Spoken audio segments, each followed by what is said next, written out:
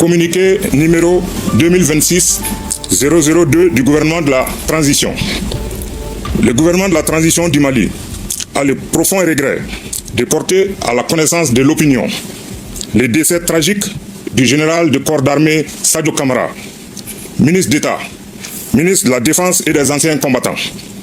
En effet, suite aux incidents terroristes lâches ayant eu lieu dans la matinée du 25 avril 2026, un véhicule piégé conduit par un kamikaze a visé la résidence du dit ministre, qui a engagé des échanges avec des assaillants, dont il a réussi à éliminer certains. Au cours d'intenses affrontements, il a été blessé, puis transporté à l'hôpital, où il a malheureusement succombé.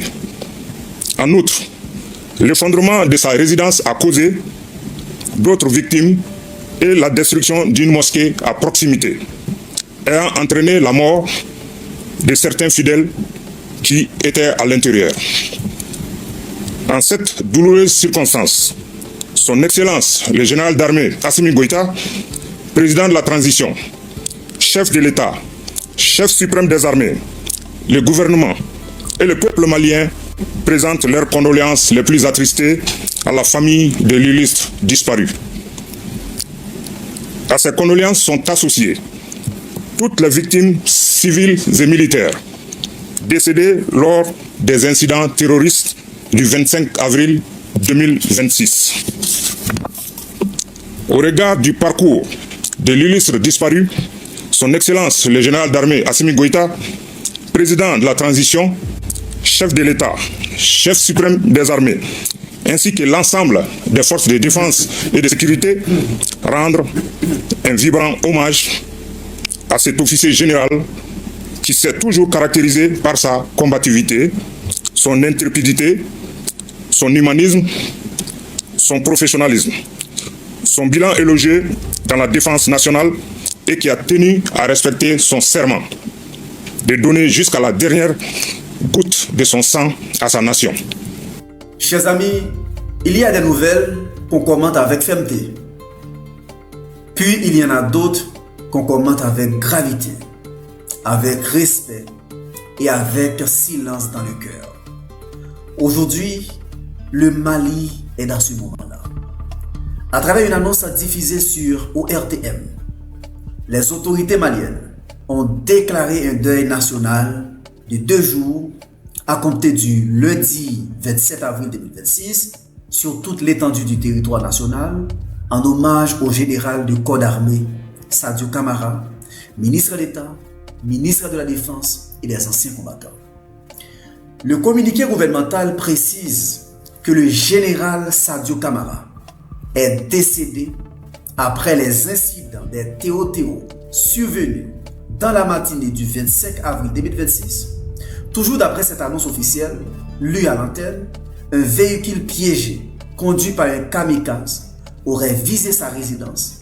Le ministre aurait engagé des échanges avec les assaillants en neutralisant certains d'entre eux avant d'être blessé puis transporté à l'hôpital où il a finalement succombé. Le même communiqué, chers amis, évoque aussi d'autres victimes, civiles et militaires, ainsi que l'effondrement de sa résidence et la destruction d'une mosquée voisine.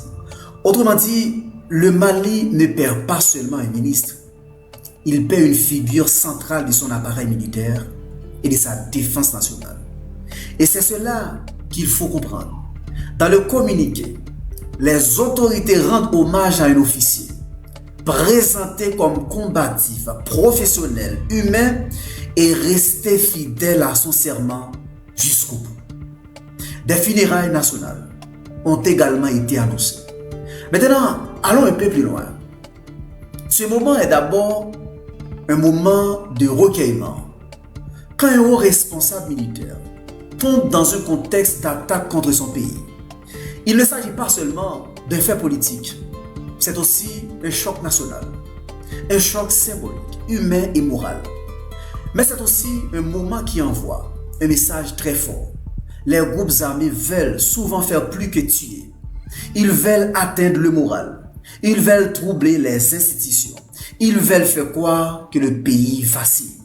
Et c'est précisément pour cela que le deuil national a aussi une portée politique.